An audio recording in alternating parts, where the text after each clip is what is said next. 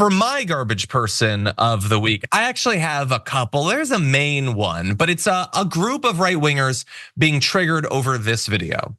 Like I have white guy tacos and what is that? Like mayonnaise and tuna? What are you doing? Pretty much ground beef and cheese. That's okay. Do you put any flavor in it? No. Here's the deal. No, they said to be careful and let her know this, that black pepper is the top of the spice level in Minnesota, you know? I'm the first vice president, I believe, who has ever grown chili peppers. I'm trying to expand my food knowledge. You know, we've got some cantaloupes. You'll be fine. Yeah. Now, if you are a normal person who's well-adjusted, maybe you have hobbies and you've been outside recently, you probably watched that video and think, what exactly did they have a problem with there? It looks like two people who seem to enjoy each other's company sort of vibing a little bit and joking around, obviously joking around about the tacos. Harris doesn't actually think that he's only doing mayo and tuna tacos, although that does sound pretty good right now, actually. And Tim Walz isn't actually going to like lose his mind if anything more than black peppers on a taco. They're joking.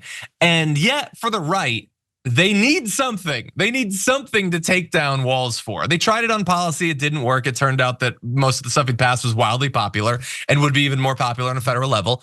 And they attacked him on his military service because he served for 2.5 decades and then eventually retired, which is unacceptable, clearly. And so now we have this. So he says something about white guy tacos.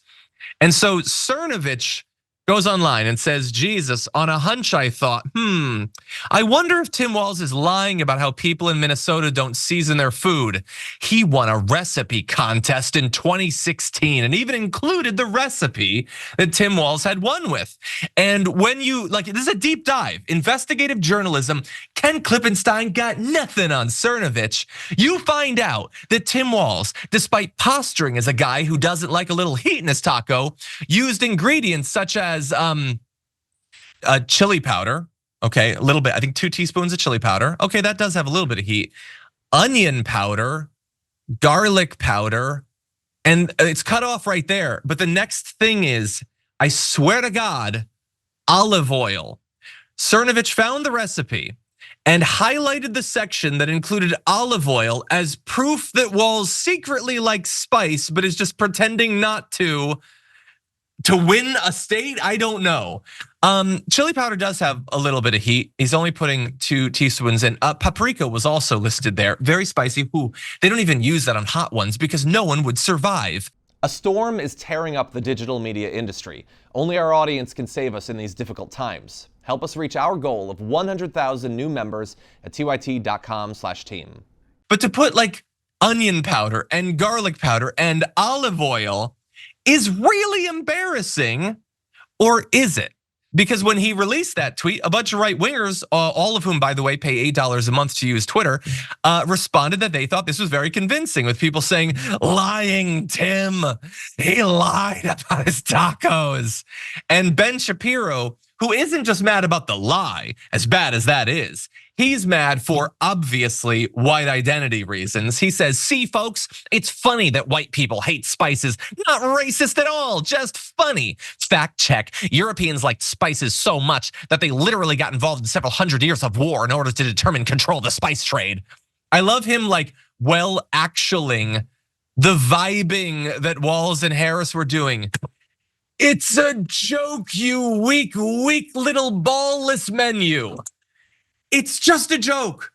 And honestly, if you think a white guy joking about how he doesn't like heat is doing irreparable damage to white dudes generally, it's already too late. We're done. We're done as a demographic if that's all it takes to ruin us. And it's not just him. A whole bunch of them are continuing the racial stuff. He's being used as a clown to mock white people. It's just a joke, you weirdos. Please go outside. Jordan, what do you think? They're so desperate. They have nothing and they have to glom on to obvious jokes. They're pretending to be upset about the couch thing and tried to just do it themselves with a horse. I don't know if you saw that or maybe you've covered that, but just like, it's not even creative. It's lazy. They're desperate. They've got nothing on them. They tried the Swift boat military service thing until a bunch of veterans were like, yeah, he served 24 years. Okay. And then people just looked at the timeline of when he actually submitted his paperwork to retire. Again, 4 years after he could have, and found that paperwork was filed months before deployment orders came down. They've got nothing on him. I'm sure there's things they could eventually find. If you want to attack him on policy, do it. But instead, you're melting down over onion powder. Ooh. I'm sorry. I mean, you did mention paprika. That's true. I had to get a sip of water just to think about it. John, it's too spicy. Yeah, I was thinking about starting up like a challenge, the onion powder challenge, but I don't want anyone watching this, like especially a kid, to try that and to die. Yeah. I don't want to be responsible for death. No, the entire thing is ridiculous. And like in particular, the Swift boat vets thing. So like he served for 24. Let's say that he retired after finding out he was going to deploy. He served for 24 years, and you think he can't stop? He needs to be kicking down doors in the outside of the green zone or something. Trump never served because of fictional bone spurs. And so that's all you need to know. They don't mean any of what they say about Tim Walz. They don't care about this. If what Trump did doesn't bother you at all, you don't even think it's worth mentioning, the idea that you're deeply bothered on a moral level by Tim Walz is utterly ridiculous. And this thing, their utter inability to understand what a joke is. Again, it's the gap between the campaigns that there is joy on our side. And all they can do is try to drag us down to their joyless, dark depths. That's all they have. That's our garbage people.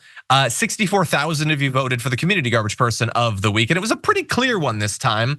Tied for 5 and 4 at 2% of the vote, you have both Steve Bannon's daughter for blaming the GOP for her dad's prison term, as well as Michael Knowles for saying the Olympics have affirmative action. I take it as a personal insult that despite the fact that angered me so much, I ranted about it for 18 minutes, only 2% of you voted for it. I see what you've done to me, okay? And I'll be thinking about it all this weekend. By the way, Jordan Childs did put out a statement about the bonds being taken away, and I will now talk about that for 18 minutes. I'm kidding. Coming at number 3 with 3% of the vote, you have Don Jr. for mocking Tim Walz for shaking his wife's hand. Again, a reminder of how ridiculous these attacks are. Your runner-up with 22% of the vote is JD Vance for defending Trump's racism, even when Trump's racism has directly led to racism against him and his family and his kids. But 71% of you voted for the community garbage person of the week. That is the Blunder twins, Trump and Musk, for laughing at firing workers on what passed for an interview on Twitter earlier this week. They're now actually facing legal trouble over that joke, or that hate fest, I guess. And so it seems like it was a bad decision all around. Thank you to all of you who voted.